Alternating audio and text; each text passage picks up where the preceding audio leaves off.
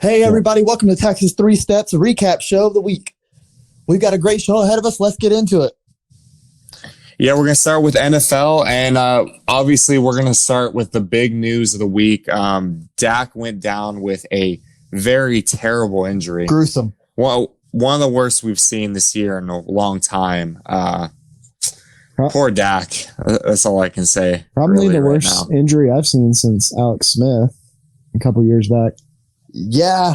Oh, man, he's out. He's going to be out 4 to 6 months. It's actually absolutely devastating for Dak and his contract situation, and oh man, just everything. The poor dude. Like his situation that he's been going through for quite a while now, and then with his brother dying over the summer, and then this, and then man, it's just the poor guy can't catch a break. Yeah, it's been a terrible year. Yeah. Like 2020, his brother dying. He went through a lot mentally, he said, and like then you had all the pundits come out and like criticizing his mental fortitude and stuff. Then you have this shit happen to him. It's just like he doesn't deserve this at all, man. I'll tell you what, though, he was putting together. Yeah, and he was putting together one of the best seasons in NFL history offensively. He wasn't getting the results that you want, but statistically speaking, it was terrific. Yeah, I mean, he was the only reason they were in. Oh yeah, absolutely. Every single game. If it wasn't for him, they wouldn't be. I mean, Andy Dalton came in and he played okay, but it's just, man, with that defense, you're going to have to. I'll say Andy Dalton played good. Yeah, he played defense. For the circumstances. Coming in, but it's also the Giants, and it looks like they were going to blow them away there for a while with them driving down the field, and then just Dak came out, got hurt, and it just kind of imploded for a second there. But he kept it alive, man. I mean, good on Andy Dalton for him, but to win with that defense, you're going to have to put up like 35 plus every single week.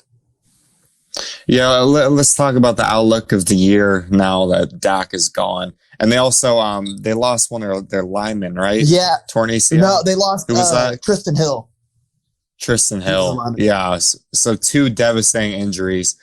It looks pretty bleak for the rest of the season. That's 10 players. 10 players on the IR. 10 starters. Yeah. Sheesh. Yeah. And they lost Tyron Smith recently too, for the year. So that's even bigger. And so it's ridiculous. Yeah, this is just been a terrible year for the Cowboys. High hopes coming in, just everything's falling apart. The crazy thing is, though, they're still, I think they're first in their division. They're first place in the NFC least. Which, perfect name for it. There's a legit chance they could win 6 games and make the playoffs. It really is. That's the sad part. Shoot, they could win 5 and make the playoffs. Yeah. Let me ask you guys, do you think the NFL should step in and change the rules?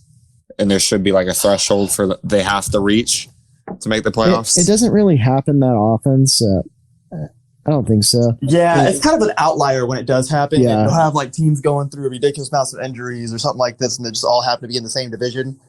Now, don't get me wrong, kind of all 4 of the teams are kind of trash. Mm-hmm. So this is just a bad year.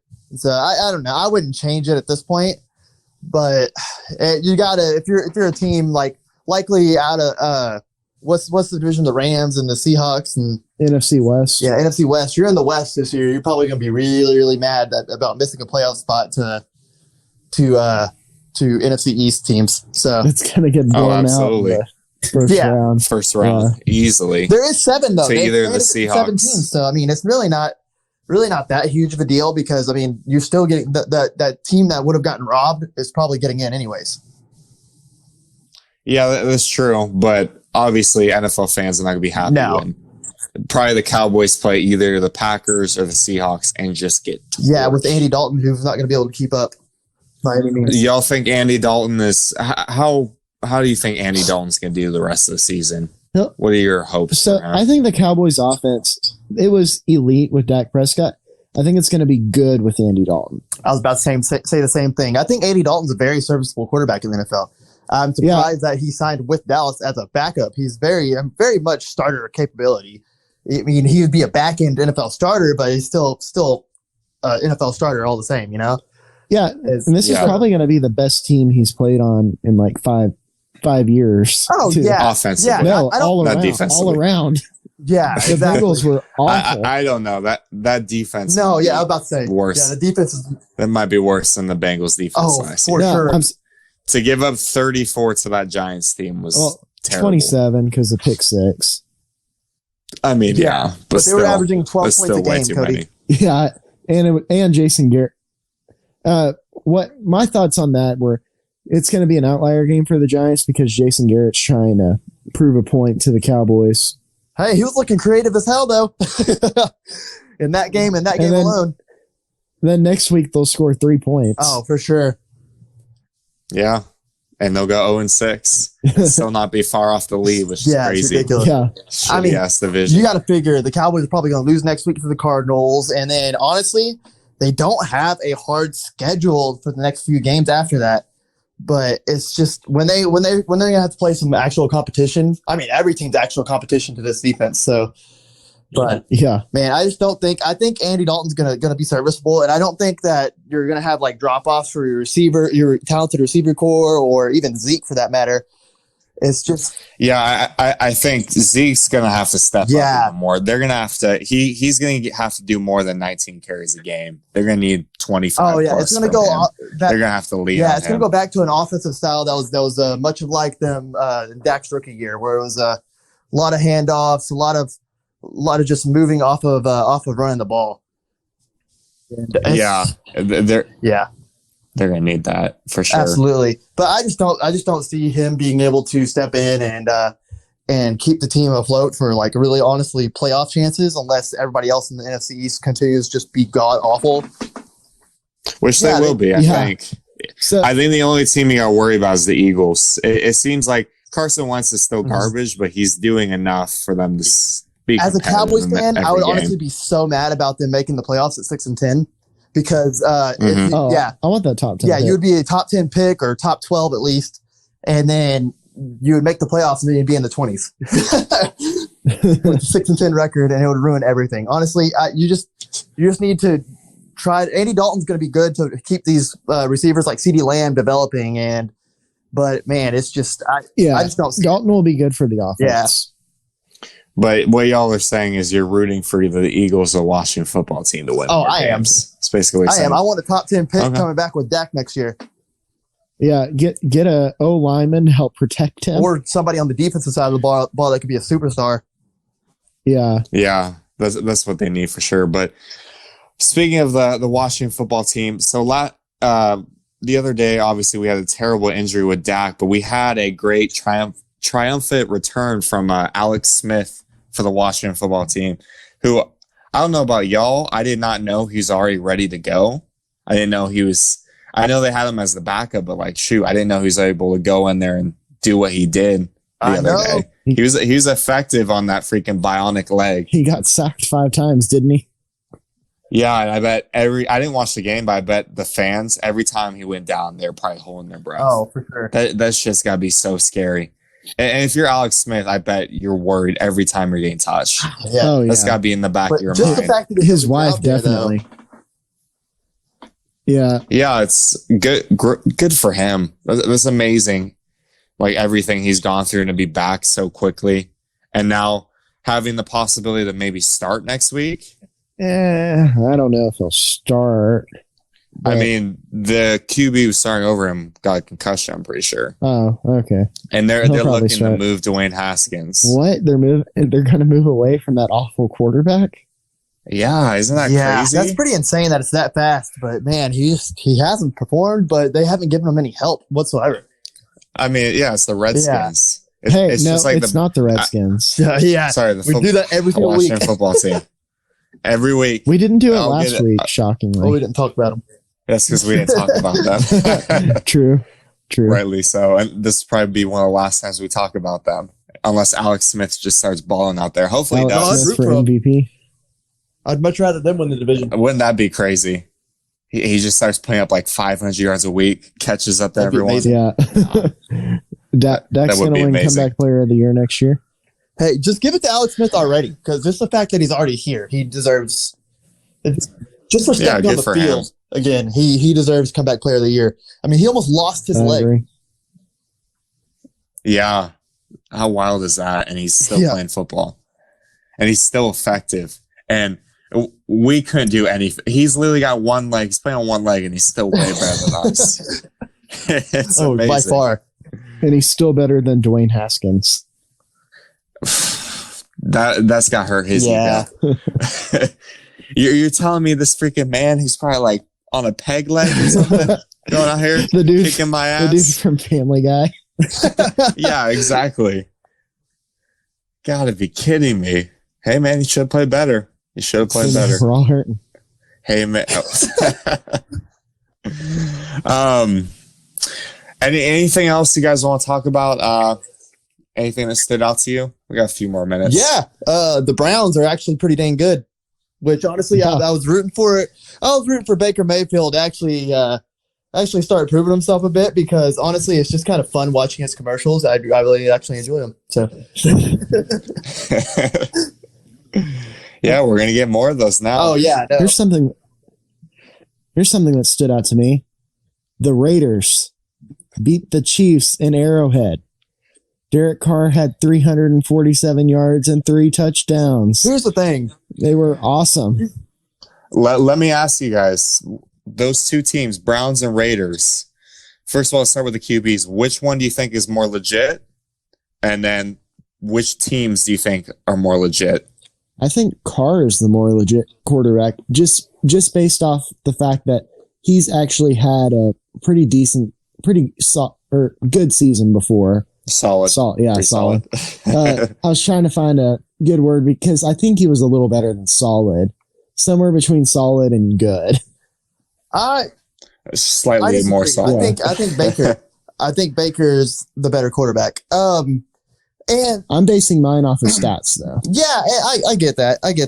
I think that honestly, even though Baker probably has better receivers right now, I just think that he does. Winning in Cleveland is honestly just overall it's just a tougher situation, no matter what. And I mean, he has a Gruden. Gruden with Carr has better coaches, better suited for his ability. And I mean, do we even know who the head coach is in Cleveland? Yeah. I forget his name, to be honest. Not Freddie Kitchens. No, not Freddie Kitchens. You already see a difference, though. Freddie Kitchens was a terrible coach. Me personally, just looking at these two teams, I think Browns have more weapons offensively, although I really like what the Raiders have with Waller and now Henry Ruggs, who's a great deep threat for them. Catching 40-yard pass after 40-yard pass. Yeah. I think it'd be great if we could get these two teams to face each other in the playoffs. I'd love to see a matchup between them. So there's a good chance it could happen. Exactly. That'd be good to see. I think right now I would probably give it to the Browns. I give my edge. I give my edge to the Browns too. I think they have a better defense, but I think Carr is a better quarterback. Oh, absolutely. But Browns have a little bit more weapons. Yeah, Browns. Sure. But what the Raiders did against the Chiefs to beat undefeated Chiefs like that, which by the way, Chiefs the last couple of weeks haven't looked very good. But to beat them at the Chiefs, here's the thing: the Chiefs are going to lose eventually. Impressive. They weren't going to go undefeated. It's very, very. I mean, yes, they were. Well, no, they're not now. Anyways, they're not now. There are a few teams though that are still undefeated. I wanted to ask y'all. We did a poll earlier. There's 5 teams that are undefeated: Steelers, Titans, Bills, Aaron Rodgers and the Packers, and then the Seahawks. Which of those 5 teams do you guys think is most likely to win the Super Bowl? Actually, no, sorry. Most likely to go undefeated. First off, I'd like to say that the Titans should already have losses due to their whole COVID protection. I put so we'll just take them out of the discussion. Put them at the bottom. I mean, on Twitter, I can only have 4 options, so I put them with the Bills because I don't think anyone really counts those teams. No, dude, the Bills have been really good. Steelers. I think out of all these undefeated teams, I think from top to bottom, they have the best roster by far. Now, the best quarterback makes a difference in that. And they're a stacked team. They have so much talent on both sides of the ball. Mm-hmm. I would probably you're right about the QB stuff. I think right now, I think Steelers have the best defense of the undefeated teams. but we don't know how good Big Ben is. If he's 100% yet, he's looked solid, but Bills I haven't seen enough of yet, but I've been impressed from what I've seen. My questions are, Seahawks looked a little shaky this week. Are they really as good as we think they are? I don't think the Vikings are as bad as we think they are. Yeah, that and I've never thought the Seahawks defense was going to be world beaters. I've always thought of them more as, this year anyways, we're going to be more of a offensively swung team with Russell Wilson doing most of the work, which has been the case so far. Yeah, I think their defense is going to be the problem though, and I think they're going to be one of the next teams to lose, in my opinion, because of their defense. I'm really curious about the Packers though. I'm not sure where exactly they're at. Aaron Rodgers has been fantastic, but it seems like they're really not getting covered a whole lot, but outside of Aaron Rodgers, the whole rest of the team. My thing is, I don't know. They look like this last year. I mean, they went 13-3 last year and lost in the divisional round. Yeah. I mean, it's just, I don't know. Aaron Rodgers is going to do it. He's not quite as elite as he used to be, but obviously he's still freaking amazing because Aaron Rodgers. He's putting up elite numbers. Mm-hmm. Yeah, he's put up elite numbers again. It's definitely a bounce back from last year when his numbers were kind of subpar. But I don't know. For some reason, man, they're just one of these weird teams where it's like, do I want to buy them? I really don't know. It's hard to buy them when the 4 games they played, they beat the Falcons, they beat the Saints, who are playing like trash against the Chargers. The Lions. They beat the Lions, who are terrible. Really, the best team they played was the Vikings, and they're 1-3 right now, 1-4. Yeah, I mean the Vikings though, they have a good offense. I really don't know what's wrong with them. They have a lot of talent on that team, and I mean I would have picked them to make the playoffs at the beginning of the year. So man, fool me. Maybe they'll turn it around. Maybe it was just a tough start to the season, and they just weren't playing up to their standard. I don't know, but Packers could be the next one to lose if you're looking just based on the schedule. Yeah. Because they've just had an easy schedule. We need to see them against a good team, and let's see who they're playing next week. One other notable thing about these undefeated teams, I think I saw something about the Steelers. The last 2 times they opened up like 5-0, they end up winning the Super Bowl. That was in the late 70s. Oh, the Steelers? That's a notable stat. So yeah. Well, let's keep an eye on that. Comeback player of the year. That's honestly, I want to give it to Alex Smith just for showing up, but it might be Big Ben. Yeah. Yeah, it's kind of, what do you think is the worst injury? The freaking blown out elbow from using his arm too much, or the snapped leg? Oh, by far, Alex Smith's injury was worse. Now, you see people come back from Tommy John surgery all the time now in baseball. And, I mean, obviously it's pretty dang rare in football, but still, it's not a death sentence like it used to be. Yeah, true. And I think probably because Ben's played the whole season, or is going to end up playing the whole season. Yeah, exactly. Hopefully. And they'll have all the stats. They'll probably give it to him. But we'll see. Maybe they'll give it to Alex Smith. Maybe that could be That'd be great. They can co-win it. I don't know why it's just a one-person trophy. You know what I mean? Yeah. It should be like the MVP. Like, you should value a few people in the league that bounce back. Mm-hmm. That's a hard thing to do. But that's my 2 cents. Last thing to wrap up. We're each going to just give our last point. Anything notable y'all learned from the weekend? Go ahead, Cody.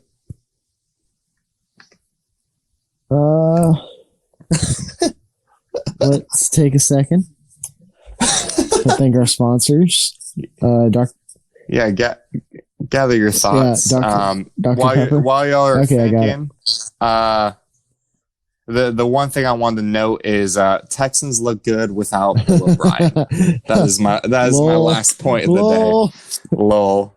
And I think Minshew is no longer what we thought he was. He missed a lot of throws really badly, especially towards the end of the game. There was one where he was supposed to throw a deep corner and he fucking underthrew that by about 5-10 yards. Yeah. So. Obviously the guy gets no help, but man, it's kind of... He still puts up good fantasy football numbers. Yeah, he put up good things. He does, but he's not putting up good winning. I've been scouting fantasy football quarterbacks as a Dak owner. Right. I'm afraid he's very Nick Foles-esque.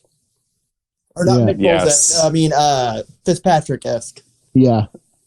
Yeah, I think that's a good comparison. I mean, that could be another point, though. Fitzpatrick played really good in his game. Fitzpatrick's been good this year. Might be bouncing back. Yeah, that was gonna be my point. Miami beat the dog crap out of San Francisco. I don't know what's happening there. I'm very confused. Injuries. That's going to bounce off my point, too. Yeah. Jimmy G is garbage. Well, we all knew that. No, come on. Jimmy G has been garbage. Jimmy G was garbage last year, even though they freaking. He was never as good as everyone thought he was, but he just came off an injury. Like, I don't think he's been garbage ever since he flirted with Aaron Andrews. That is true. And I'm not gonna say too much, but from my knowledge, there's been a few people who've done that and their careers haven't ended up pretty well. That's all I gotta say. I'm just gonna sip that tea and not say anything. That was actually not gonna be my real point. My real point was gonna be Nick Foles strikes again. The legend. He's doing enough for the Bears. Legend. The Bears, another good team. Also another good team, the Colts. Although they lost this week against the Browns, they have a very good defense, and they should be a pretty tough team to play in the playoffs. Hey, and the Panthers, man. Teddy Bridgewater, Panthers. Yep. 3-2. No one's talked about them at all.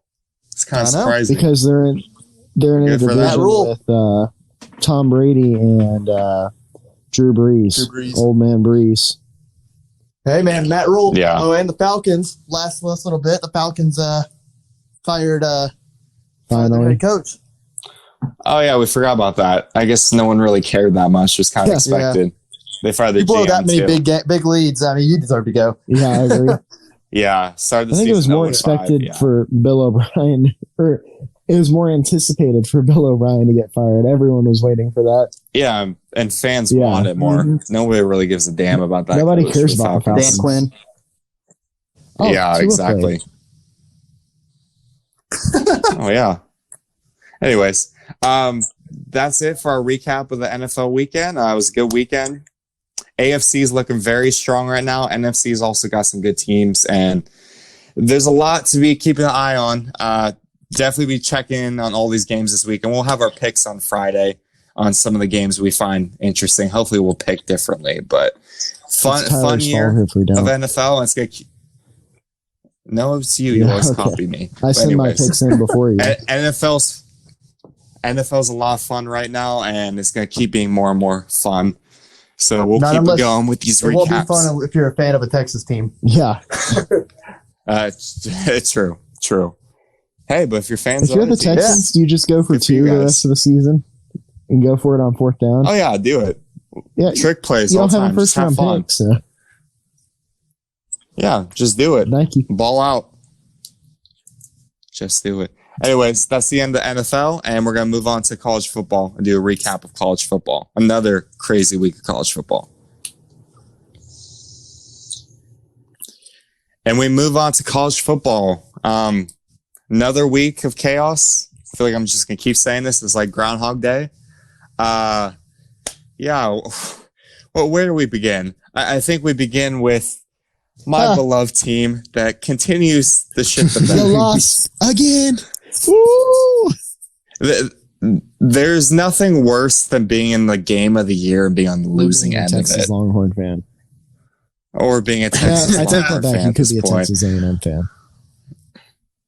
You could be a TCU fan watching that boring ass football, but yet again, literally made us fall asleep. Yeah. Yeah, that shit was terrible.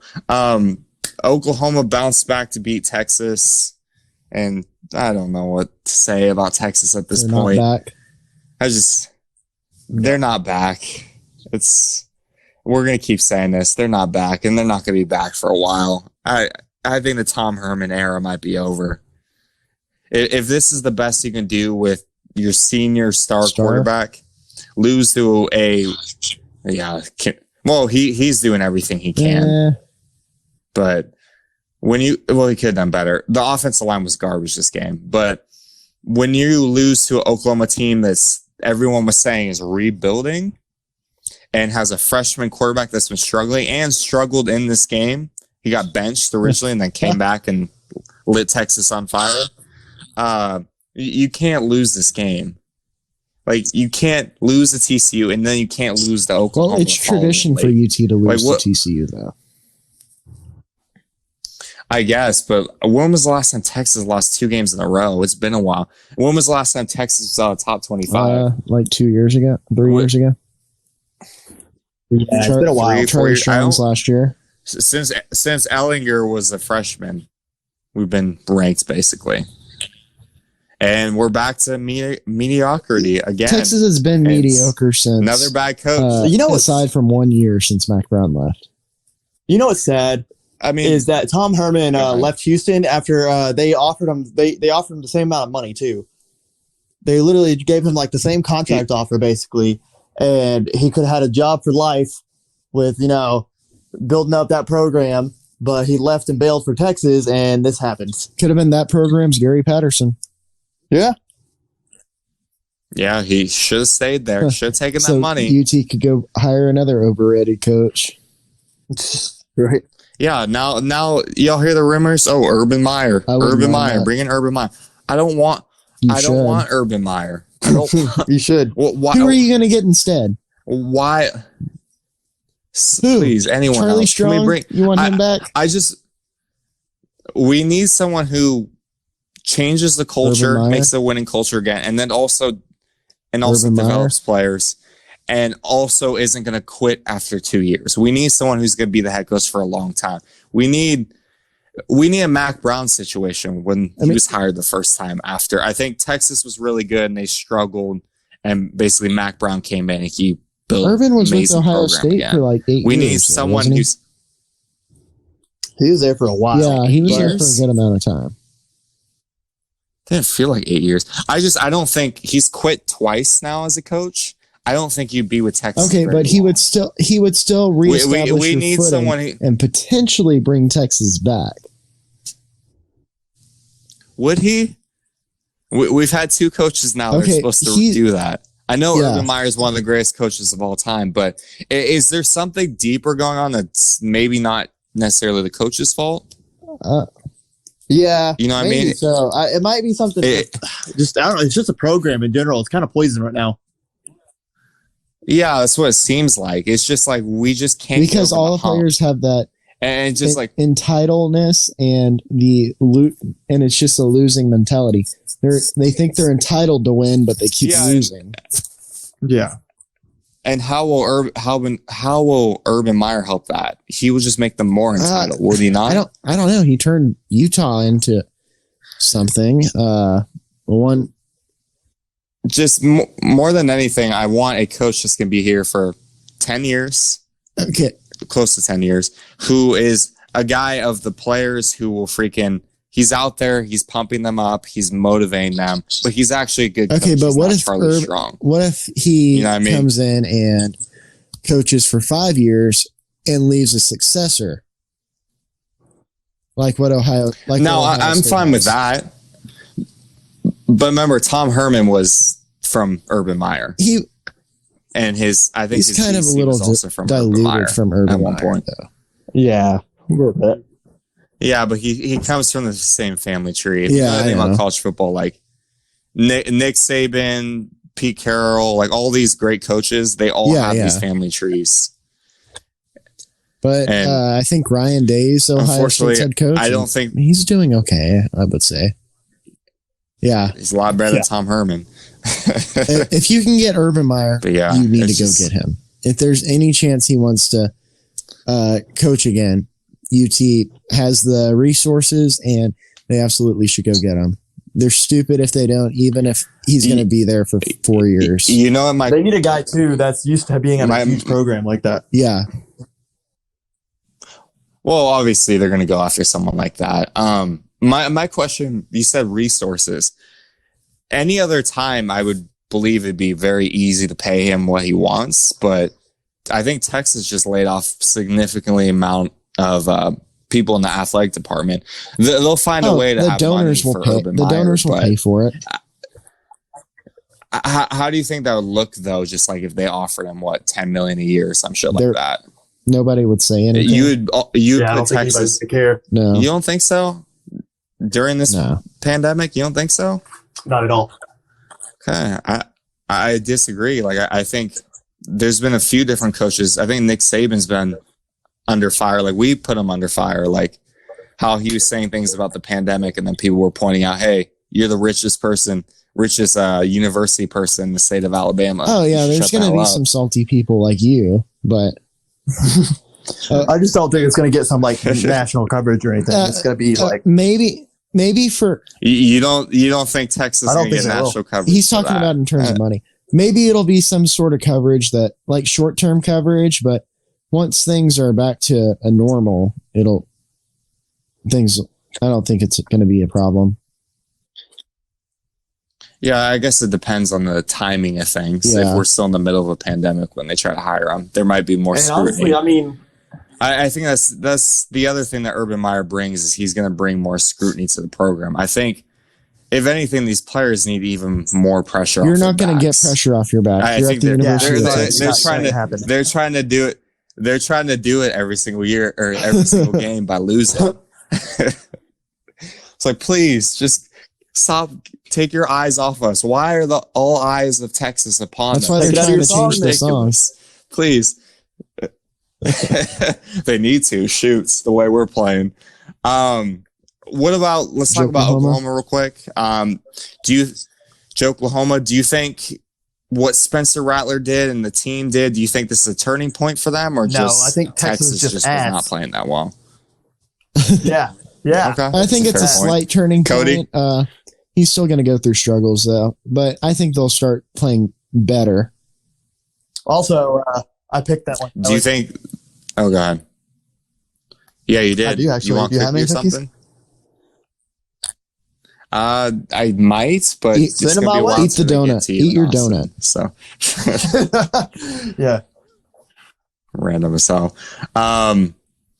But do you think Oklahoma has a chance on the bounce back? Oh yeah, Oklahoma always has a chance, especially with even with Texas 2 losses is out of it. Iowa State and Kansas State will have to play each other, and then one or both will probably lose a random game.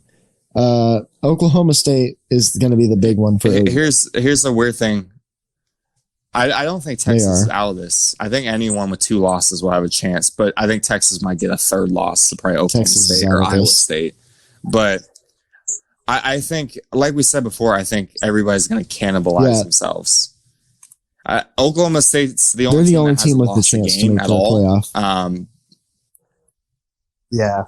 Yeah, at this point, which I think they're going to lose at some point. They haven't played anyone yet. Tulsa was the best team they played, which Tulsa's a good team, but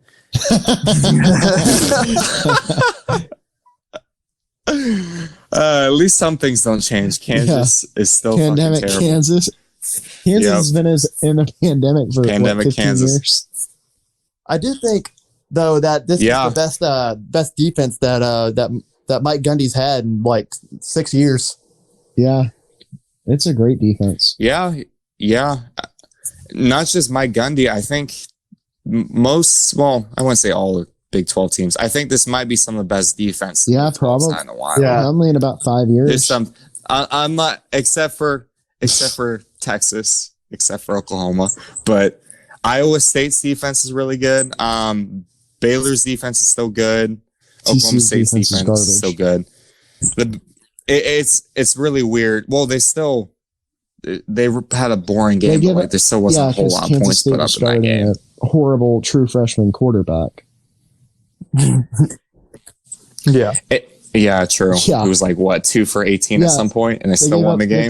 Poor TCU. Quarterback threw a pick 6 right to the defender. Like he stared down the defender and threw it to him.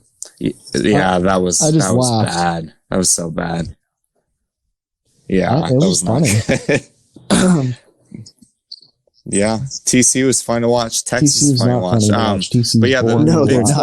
They're funny to watch. No, that's what. No, they're not. Yeah, they're not funny to watch. They're boring to watch. It's like watching paint dry this year. Yeah. Yeah, shitty paint dry. I guess that's kind of funny to some people. I don't know. I was laughing at how bad it was, but anyways. I tried to sleep and I opened my eyes and I was like, oh, this he had his contacts out, so he didn't have to watch it for a second. I could still hear how bad it was. It was still funny to me. But last thing about Big 12, defense is shifting off. Some offenses are struggling and still trying to put things together. Probably not the best. Some programs are struggling. Yeah, a lot of to play. programs are struggling. Yeah, some. Yeah, one program in particular. But the Big 12 has kind of flipped in dynamics, and the SEC has also flipped in dynamics. It's kind of weird. The SEC is now dropping points like galore, and there's no defense for most of the teams. Alabama gave up 48 to Ole Miss, but they scored 63. What do you guys think is more surprising? They put up 63. It's SEC defenses. It happens. That's just amazing. It really is. Alabama's they're going to have trouble with Georgia this week. They're getting burned at times. Oh, I think so. Georgia has been very dominant so far, and they're able to put up points. They're a very, very solid team from top to bottom. Yeah, I think the way I look at it, I think Georgia's really the only team that can really run away with this in the SEC. I feel like everyone else is kind of going to be beating each other throughout the year. There's no one else who's going to really stand out. Alabama still could. They have all that talent. Yeah. Offensively, but defensively they're struggling. I think all it takes is Mac Jones to make a few mistakes, which he hasn't yet, for all of a sudden Alabama to lose a game or two because their defense just can't stop anyone.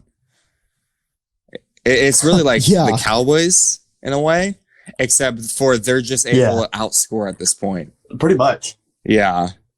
But once they start making mistakes, because Ole Miss is not very good. This is the first year with Lane Kiffin. Their defense could figure this out. I mean, it's still an elite defense, and they didn't really have any, young elite defense. And they didn't have any tune-up games like they usually do. Yeah, we're so early in the season, so still some things could change, obviously. I think we are starting to kind of see the picture a little bit of what the college football landscape is like, minus obviously. Yeah, nobody cares about the Pac-12. Yeah, but yeah, who cares? Whenever they play, nobody cares. The ACC is starting to become a little bit more clear too. Clemson dominant against Miami. Offensively, they're really good, and defensively, they surprised me. They're even better than I thought they'd be. I didn't think Miami would obviously I didn't think they would win that game, but I thought they'd put a better showing up than that. That was disappointing.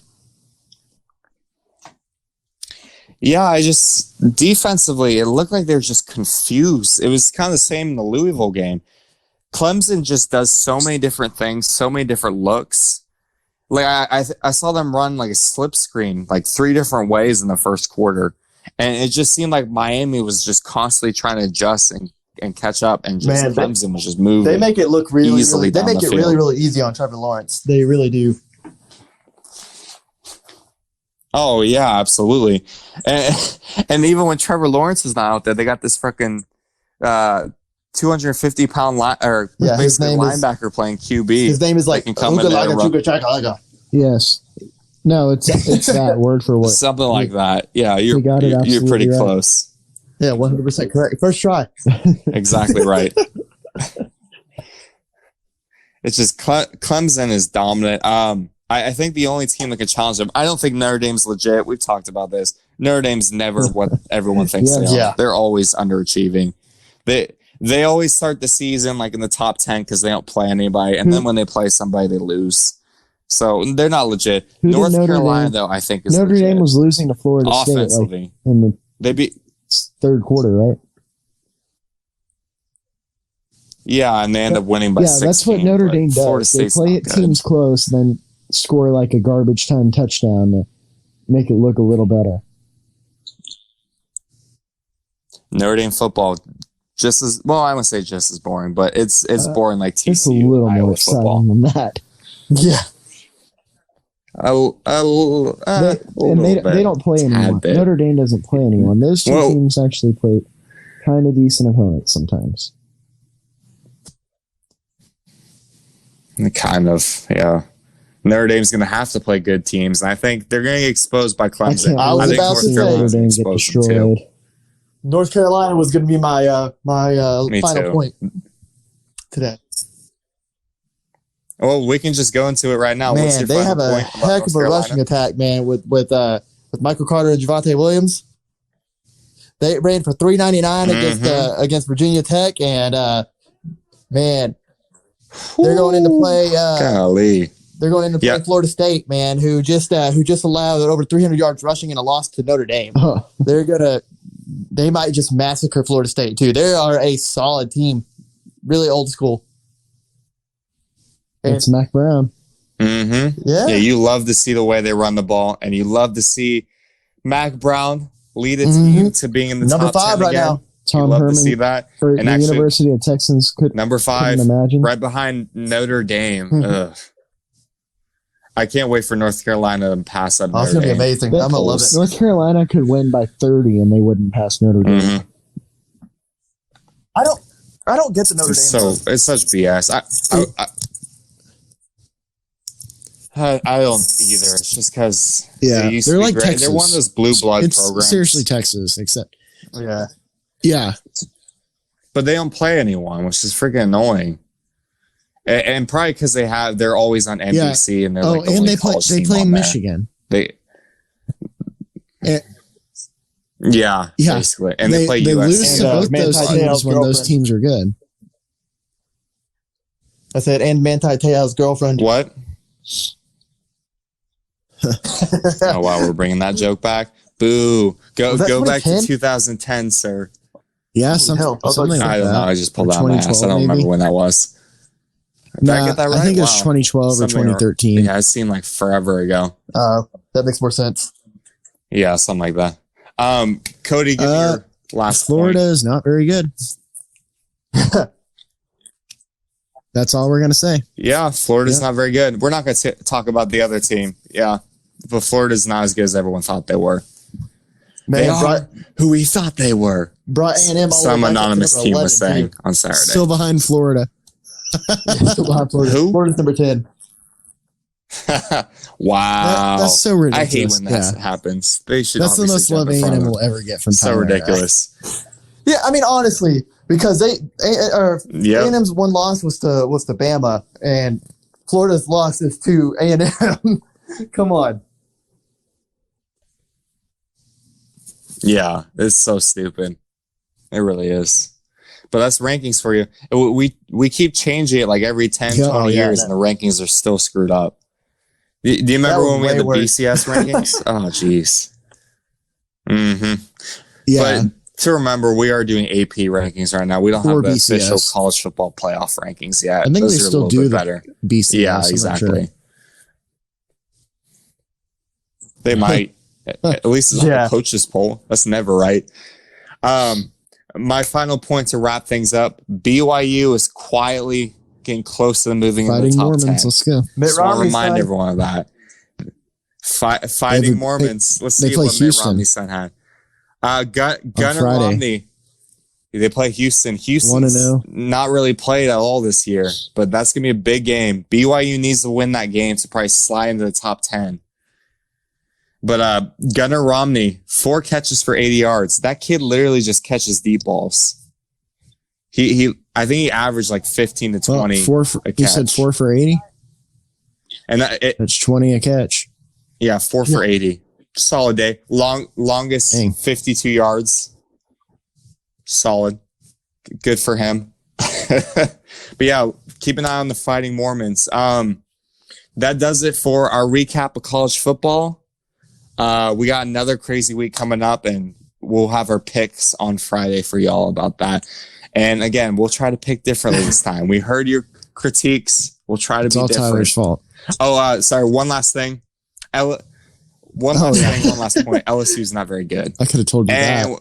And we're done with college football. Moving on to baseball. This is baseball.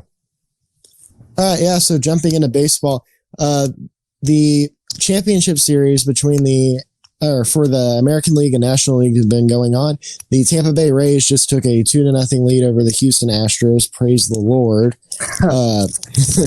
And right now the Braves and Dodgers are knotted up at 1 in the 8th inning in game 1 of the NLCS. So that game probably won't be over until after we're done recording tonight, since this is being recorded on Monday night.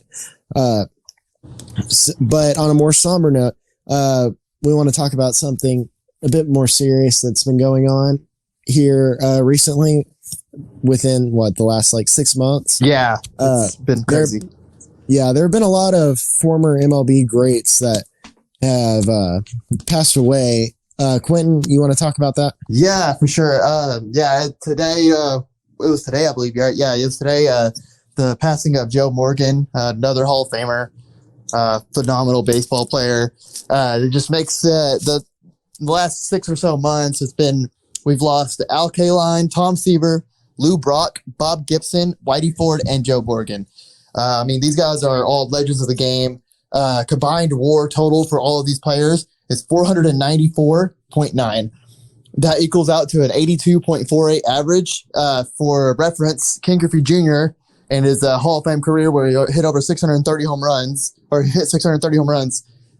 had about an 83 WAR for his entire career, which is just a testimony to a testimony to how WAR could be a little bit of a flawed stat, but also by how ridiculous these guys are.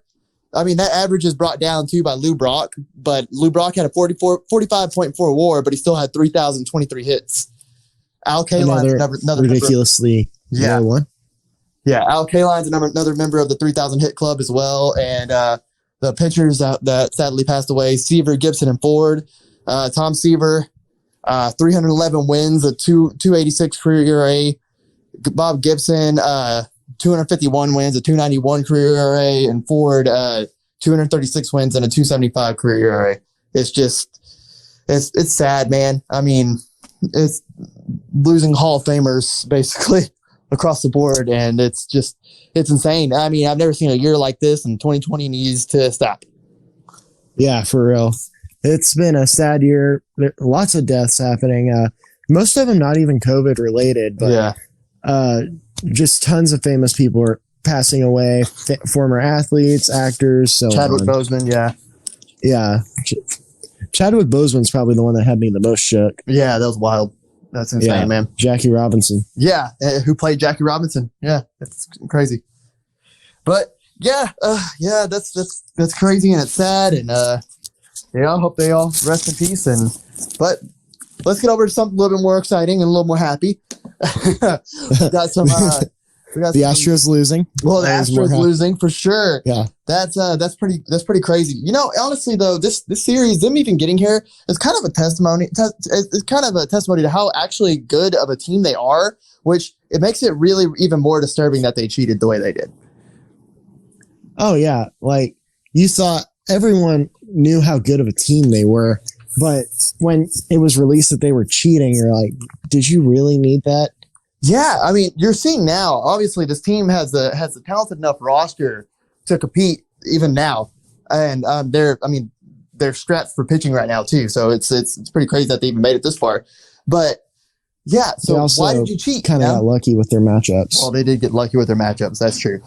But yeah, it's there's no reason for them to have cheated, and it's ridiculous that they broke the sanctity of baseball like that. But hey, what about the freaking Rays, man? It looks like they may be the representative out of the AL here for the championship, for the World Series. Get the honor to lose to the Dodgers. That is more than likely true. But where did Randy Arozarena come from? Don't even know who that is. You haven't been watching the series then. Nope. Or the playoffs with the Rays. The guy is incredible. Last year he got in trouble. He was in the news for not very good reasons.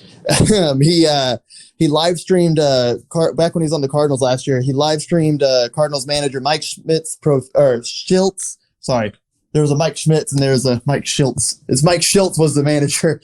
It was a profanity laced post game talk, and it got right after they got eliminated by the Braves, or right after they eliminated the Braves, and it got everybody in trouble.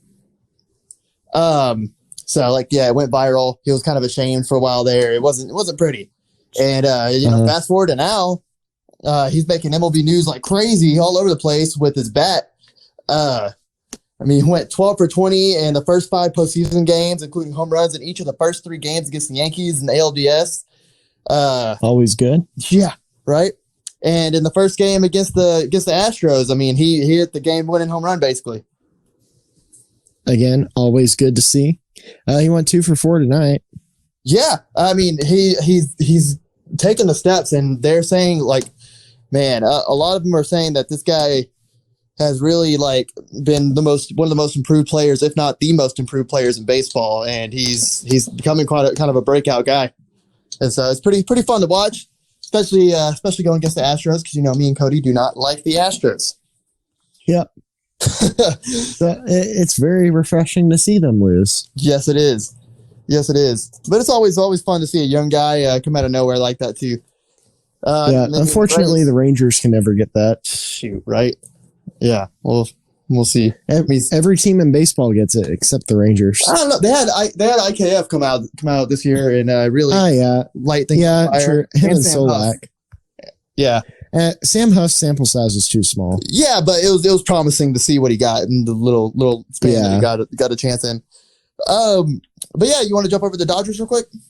Yeah, Dodgers and Braves knotted up at 1, top of the 8th. They have runners on first and second right now with 2 outs. Y'all will know what happened by the time you hear this. Quentin and I are watching it. Watching the Panda bat. I don't know how he's on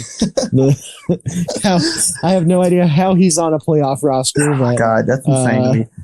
Pablo Sandoval, one of the guy who probably has no business being in baseball. He's bigger than me. I'm probably faster than him. It's pretty wild. Confusing. Yeah, it's no matter what happens in Game 1, I still think even if the Dodgers lose this, which they may well lose this game, who knows?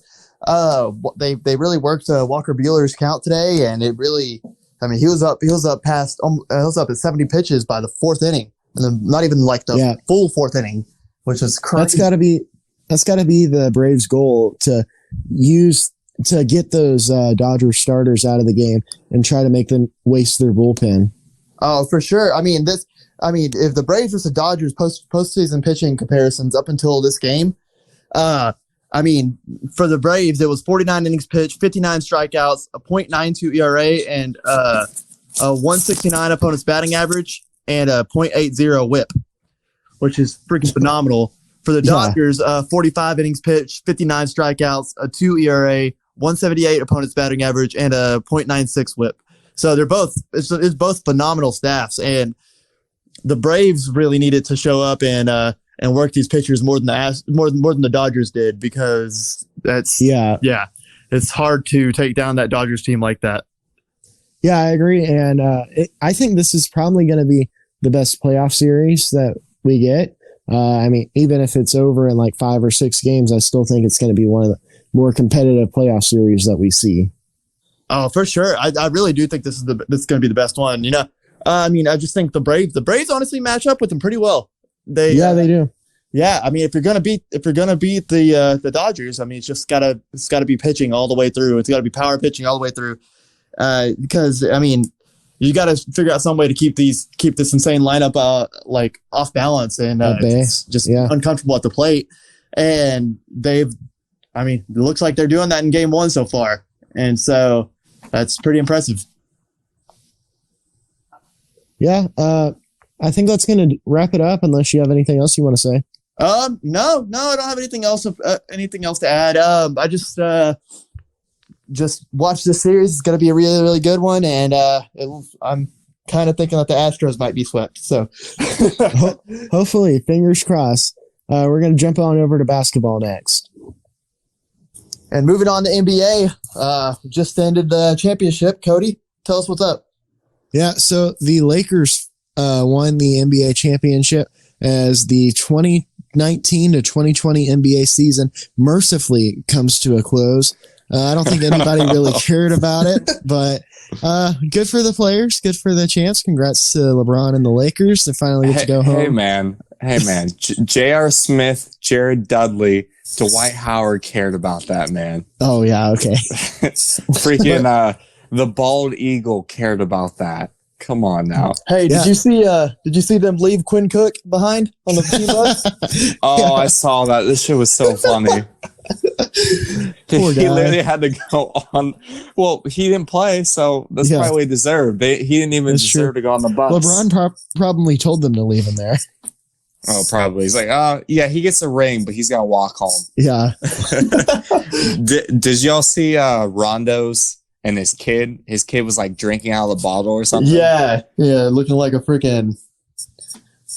I don't know. People were saying it looked like a mixtape cover did or look something like like a that. It was mixtape. so cool.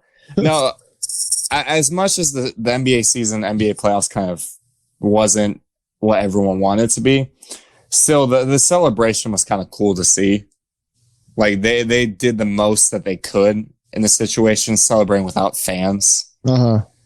And it was good to see just guys like running to each other and celebrating a championship, because we haven't seen that shit in a while. It should have been March Madness the last time we could have seen that, but it's been a long time. And it was cool to see. There's some storylines that are cool to see J.R. Smith running on the court shirtless again after all the shit that happened in Cleveland, to have him win a title again with LeBron. That's cool. I wonder if he was shirtless at Disney World today. Yeah, are they now allowed to leave the hotel area and move to the Disney area? I would think I'm curious they'd about be that. allowed Did they to. announce they're going to Disney World? No, they're not. They should have. Blown opportunity. Yeah, honestly. for real. After every And championship, we're going across the street to Disney World. Yeah. like Why- every why didn't championship Mickey in give history, the they've announced trophy that out? crap. And now they don't do it when they're playing at Disney World? What the hell? Yeah. Blown opportunities. I don't know who's Absolutely. doing marketing over there, but they need to be fired. You can be hired. Other great storyline we get to see come to an end. We saw LeBron post on a story of him returning home. So Bronny. we finally found out that LeBron got home quickly. Probably whooped that ass. Bronny, stay off the weed. Duh. Duh. But yeah, that was really the only fun things about this. It was an easy win for the Lakers. They kicked the dog shit out of the Heat in that last game. Tyler Hero was like minus 56 on the series. Jimmy Butler series did his went to. best, but Lakers handle it easily. It only went to 6 games so that the NBA could get that extra money. Yeah. Smart. Yeah. Might as well. Because Uh-huh. who knows when they're going to be starting again. It might be a little while. The extra Yeah. $500,000 from the 10 viewers that watched. Yeah, I'm sure they had a little bit more because everyone knew it was going to close, but still. Yeah. But they probably had like 11 viewers. That's going to be interesting, though, is when they start back up again. It really could mess with baseball quite a bit. I think they're going to, it sounds like so. they're going to start in January. Oh, really? So, like, what, a couple months Or behind? possibly, they would start on possibly Christmas. Christmas. Yeah. That's been the rumors. That'd But be I don't perfect. think they're going to start in October. That'd be- Y'all are, No, I mean, there's- it is October. There's I don't no think way they're they'll gonna start anytime soon. literally. Starting on Christmas Yeah. would be perfect. That'd be so good Yeah. for their ratings. That's what they need to do. Yeah. I think NBA, I think part of the reason why their ratings got screwed over is because they started conflicting with football and baseball. And hockey and And they- everything else on the planet. There's some other and they do that reasons, too. they do that Well, regularly. yes, Yeah, there we is talked those about that reasons. last Yeah. episode. But normally like they can flip with the end of football season, and then also they have college basketball going on. It's just like it'd be great if they kind of blocked out a little bit more time when there weren't other sports going on with them. That'd be a lot better for their ratings. But yeah. I agree. Anyways, yeah, it's the end of the NBA season. We probably won't be talking about any NBA for a while unless there's like big news, big trades. We'll just quickly cover it. But yeah, congrats to the Lakers. Good for them. Congrats to LeBron winning his 4th title. Congrats to AD winning his 1st title. Congrats to all those other scrubs. Yada, yada. Anyways, You forgot the GOAT, Caruso. Oh, I mean, why did I skip over him? Congrats to the bald eagle on his 1st title. I think he's like the only young guy on that team. We're not talking about Kuzma that really earned a title. The only for him. relevant Texas A&M athlete. The only Texas A&M player we actually like. Yeah.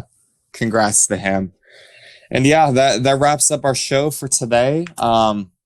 We appreciate y'all listening. If you haven't already, make sure you hit the like button. Hit that like. Either if it's YouTube or Spotify or Apple Podcasts. Apple Podcasts, make sure you write a review, 5-star review. That'd be great. Make sure you also subscribe to all these channels so you can be up on the latest news and videos. And also make sure you follow us on Twitter, Instagram, Facebook at Texas 3-Step. And yeah, we'll see you guys on Friday with our pick'ems and our preview of the games for this weekend. Bye, y'all.